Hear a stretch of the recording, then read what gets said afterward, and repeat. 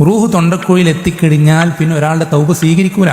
എത്ര വലിയ തെമ്മാടിയാണെങ്കിലും, എത്ര വലിയ ധിക്കാരിയാണെങ്കിലും, എത്ര വലിയ അഹങ്കാരിയാണെങ്കിലും, മലക്കുൽ മൗത്തിനെയും സംഘത്തെയും നേരിൽ കാണുന്ന സന്ദർഭത്തിൽ അവനെല്ലാം മനസ്സിലാകും, എല്ലാം തിരിച്ചറിയും. അവൻ ആ ഹക്ക് സ്വീകരിക്കാൻ അവൻ മുന്നോട്ട് വരും.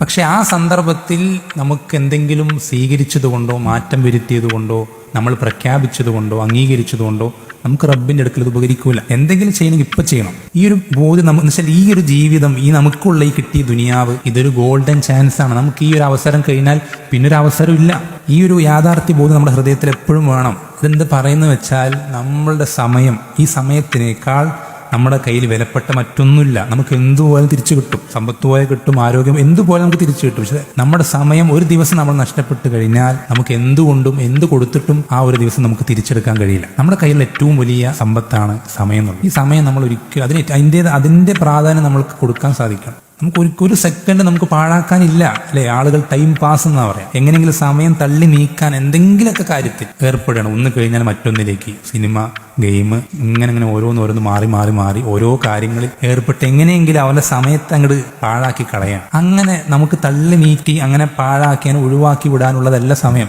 നമുക്ക് ഓരോ സെക്കൻഡും നമുക്ക് ആഖിറത്തിലേക്ക് പരമാവധി എങ്ങനെ ഉപയോഗപ്പെടുത്താൻ പറ്റുമോ, മാക്സിമം എങ്ങനെ യൂട്ടിലൈസ് ചെയ്യാൻ പറ്റുമോ, ഈ ഒരു സമയം കൊണ്ട് എങ്ങനെ കൂടുതൽ പ്രതിഫലം കരസ്ഥമാക്കാൻ പറ്റുമോ, അങ്ങനെ അതിനുവേണ്ടി പരിശ്രമിക്കണം. അതെന്താണെന്ന് അന്വേഷിക്കണം. അതിനുവേണ്ടി ആ ഒരു മാർഗത്തിൽ പ്രവേശിക്കുകയും അതിൽ നമ്മളെ കൊണ്ടാകുന്ന രൂപത്തിൽ പരിശ്രമിക്കുകയും ചെയ്യുക. ഇങ്ങനെയാണ് നമ്മൾ ശ്രദ്ധിക്കേണ്ടത്. നമുക്ക് ഈ ദുനിയാവിന്റെ യാഥാർത്ഥ്യം തിരിച്ചറിയുന്നവരാകണം. ഈ സമയത്തിന്റെ വില നമുക്ക് കൃത്യമായി ബോധ്യമാണ്.